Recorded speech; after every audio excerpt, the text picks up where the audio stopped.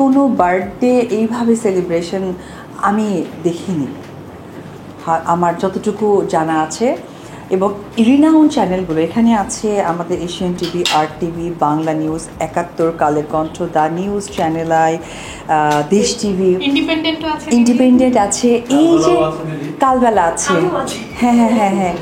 তো এই যে রিনাউন যে চ্যানেলগুলো, আমি জানি চ্যানেলগুলো অনেক মূল্যবান, সেই মূল্যবান জায়গা থেকে তাদের ক্যামেরার একটা পার্ট থাকে, ক্যামেরা পার্সনের পার্ট থাকে, গাড়ির পার্ট থাকে, এবং তাদের যে রিপোর্টার থাকে সেটার একটা পার্ট থাকে। আমার যতটুকু জ্ঞান আছে সেই জায়গা থেকে আমি কোনো প্রোগ্রামও করিনি, এই আজকের যে অ্যারেঞ্জমেন্টটা টোটালি কেক থেকে শুরু করে এখানে যে প্লেস থেকে শুরু করে সকলে নিজের জায়গা থেকে এসেছে শুধু আমাকে ভালোবেসে একটা বার্থডে সেলিব্রেট করতে এসেছে। তো এটা আমার কাছে মনে হয় যে আমি আজকের পর ইন্ডাস্ট্রিতে আমি কাজ না করলেও এটা আমার কাছে ইতিহাস হয়ে থাকবে।